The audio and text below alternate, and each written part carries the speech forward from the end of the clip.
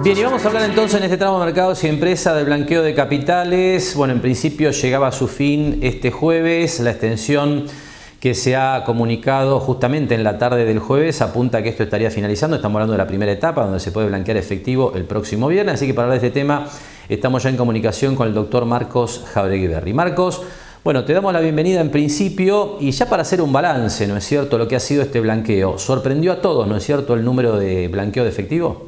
Sí, efectivamente fue un blanqueo que nació con una especie de incertidumbre respecto a si la gente iba a sincerar, como es el título, ¿no es cierto?, del blanqueo, si iba a sincerar los fondos y incorporarlos al sistema. Y evidentemente de esa incertidumbre primaria sobre el éxito posible o no, o comparaciones con otro blanqueo, como bien decís, el resultado, incluso hasta hoy, es mucho más favorable respecto a la credibilidad que ha tenido la gente en cuanto a adherir a este régimen, que es lo que se preveía. Incluso este marco de prórroga al cual haces alusión, creo que también está marcado en eso porque el gobierno cree que aún puede haber más fondos y aprovechar esta situación que evidentemente redunda en un aumento en depósitos y una posible inversión a futuro que podría tener una incidencia en el tema económico en general del país, ¿no es cierto?, en ese contexto. Por lo tanto, sí, la respuesta es que la llegada de este blanqueo respecto a la gente que ha adherido ha sido más de lo que en un principio se estimaba. Bien, ahora Marcos, la gran duda que siempre dio vuelta alrededor de cada fecha en la que se establecía el cierre de la regularización de efectivo era cuánto de esos dólares iban a quedar en el sistema. A partir de tu impresión, yo en esta semana, por ejemplo, he hablado con gerentes de algunos bancos y demás, me decía, muy poca plata se está yendo de lo que se podría ir hasta el momento, que recordemos fue lo que se regularizó en septiembre y se podía ya retirar desde el 1 de octubre. Tu percepción de la gente que ha decidido regularizar, ¿tiende a pensar que la mayoría de esos fondos se van a quedar en el sistema o que mucho se va a ir? ¿Qué te parece? No, bueno, evidentemente va a haber que esperar el resultado final, ¿no es cierto?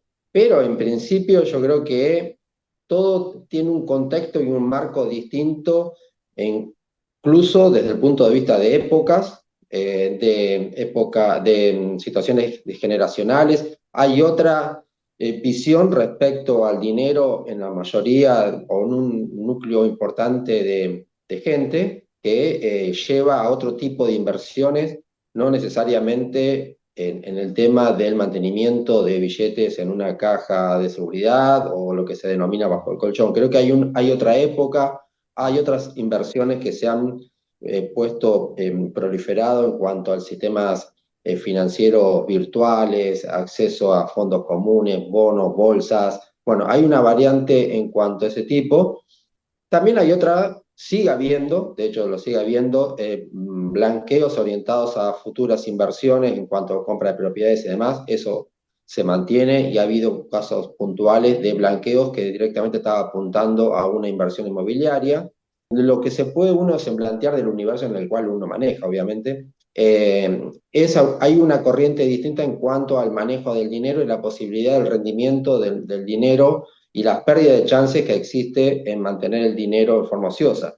Creo que en ese marco también hace que haya depósitos que se mantengan en el sistema y que busquen una colocación financiera que les haga rendir sin retirarlos al efecto de tenerlos sin que ello reditúe ningún tipo de beneficio. Así que creo que hay varias cosas que se están dando para que haya fondos que se mantengan y también en cierta manera hay una credibilidad del sistema financiero. El hecho de los números que se manejan, las posibilidades que puede haber, también hoy no hay en la gente una percepción de un riesgo financiero importante que les haga una necesidad en retirarlo. O sea, hay bastante cantidad de cosas como para presumir que los fondos en su mayoría van a quedar en el sistema. Bien.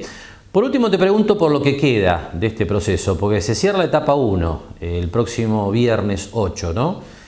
Hasta ahí se podía regularizar dinero en efectivo depositándolo en cuentas bancarias, pero por ejemplo, cuentas en el exterior se pueden declarar en etapas posteriores, inmuebles y otro tipo de activos.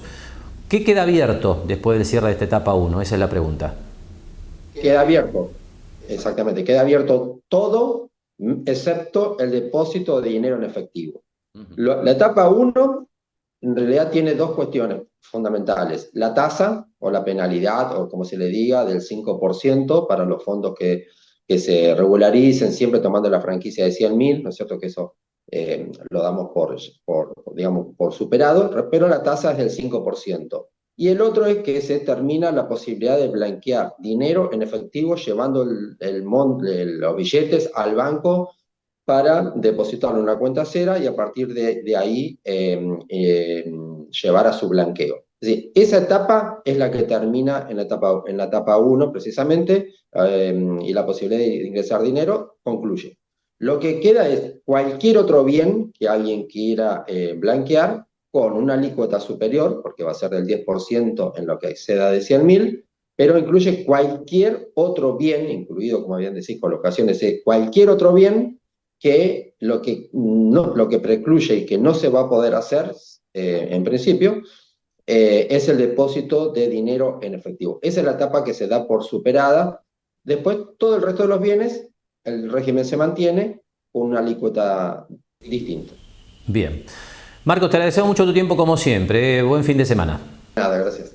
Conversamos entonces con el doctor Marcos Jauregui sobre este blanqueo de capitales, esta etapa 1 que está concluyendo en principio el próximo viernes 8 de noviembre. Hacemos una nueva pausa y enseguida hablamos de los números que nos deja la semana en el sistema financiero.